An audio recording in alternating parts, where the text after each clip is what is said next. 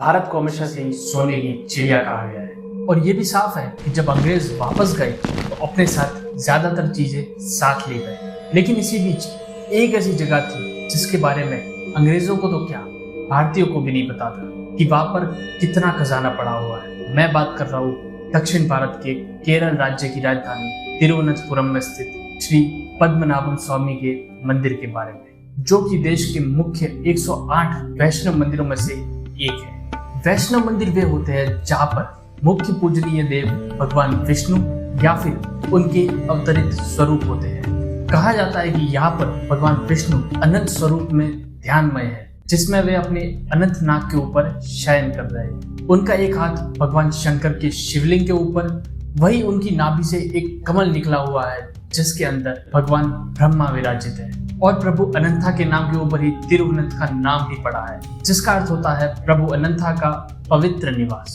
अब इस मंदिर का नवीनीकरण 18वीं शताब्दी के अंदर त्रवणकोर महाराजा मार्तंड वर्मा जी ने कराया था और ये केरला और द्रविडियन आर्किटेक्चर का एक बेमिसाल संगम है। लेकिन यहाँ तक तो सब ठीक था। बात शुरू हुई 2011 में, जब एक रिटायर्ड आईपीएस ऑफिसर सुंदर राजन जी ने सुप्रीम कोर्ट के अंदर पिटीशन दायर की, जिसके अंदर उन्होंने मंदिर के अनडिस्क्लोज्ड ट्रेजरी की तलाशी लेने की बात करी। जिसके बाद सुप्रीम कोर्ट ने एक 7 मेंबर की कमेटी बनाई खजाने की आकलन के लिए।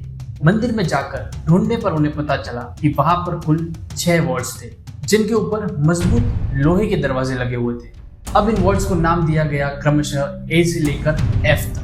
अब बारी थी वॉल्स को खोलने की और इन वॉल्ट के अंदर घुसना काफी ज्यादा मुश्किल था, लेकिन काफी जद्दोजहद के बाद वे आखिरकार अंदर घुसने में कामयाब हुए।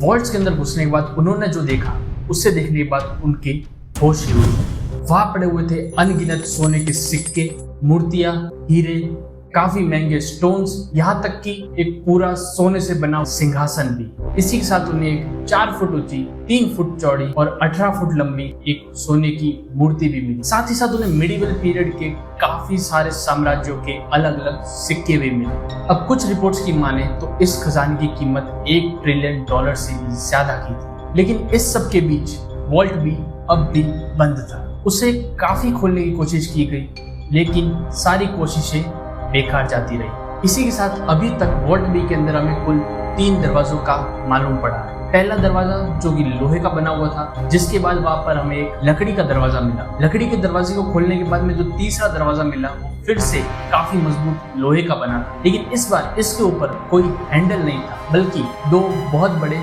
सांप बने हुए थे। और आखिरकार काफी कोशिशों के बाद भी उसे नहीं खोला जा सका। The theories of vault B. माना जाता है कि वॉल्ट बी की रक्षा काफी सारे नाग, जादुई वैम्पायर और बहुत सारी अलौकिक शक्तियां कर रही है। एक थ्योरी के अनुसार जब काफी सदियों पहले मंदिर प्रशासन के लोग वॉल्ट बी को खोलने गए तो उन्हें दरवाजों के पीछे से समुद्र की आवाज आने लगी। एक और कहानी के अनुसार सन 1930 के अंदर जब आसपास के काफी भयानक लुटेरों की गैंग ने मंदिर के ऊपर हमला किया तो अंदर घुसने पर उन्हें काफी बड़े सांपों के झुंड ने घेर लिया, जिसके कारण वो बिना कुछ किए ही डर के भाग गए। अब कुछ लोकल लोगों की बातें माने तो वॉल्ट के अंदर से एक टनल निकलती है जो कि पास ही में स्थित कनककुन्नू पर्वत तक जाती है। कनककुन्नू का अर्थ होता है द ट्रेजर माउंटेन। स्थानीय निवासियों का मानना है कि कनककुन्नू के अंदर इतना खजाना है जिसके बारे में कल्पना भी नहीं की जा सकती, और इसी कारण वॉल्ट बी का रास्ता सीधा उसी के नीचे जाता है। एक और पॉपुलर थ्योरी के अनुसार ये दरवाजा सर्पलोक तक जाता है, जहाँ पर हमसे भी काफी ज्यादा एडवांस सांप रहते हैं। माना जाता है कि इन्हीं सांपों ने हमें जीना, रहना और आगे बढ़ना सिखाया था। तो उस हिसाब से हमें वहां पर तब तक नहीं जाना चाहिए जब तक हम उनकी शैली के बराबर सक्षम ना हो पाए। इनके अंदर एक सबसे भयानक थ्योरी के अनुसार इस दरवाजे के पीछे युगों का काल चक्र कैद है, और माना जाता है कि काल के अंत के अंदर भगवान विष्णु का कल की स्वरूप ही आकर इस दरवाजे को खोलेगा।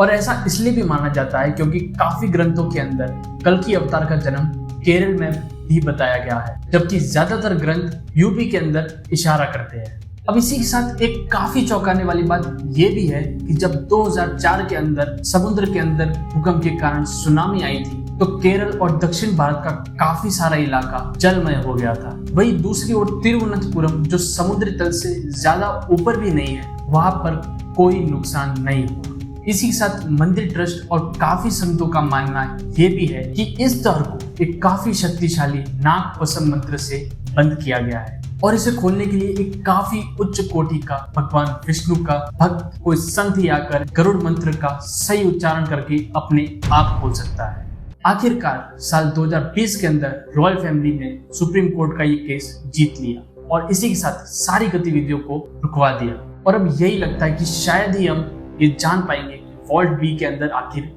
क्या था। और वैसे भी कुछ रहस्यों को हमें रहस्य ही रहने देना चाहिए।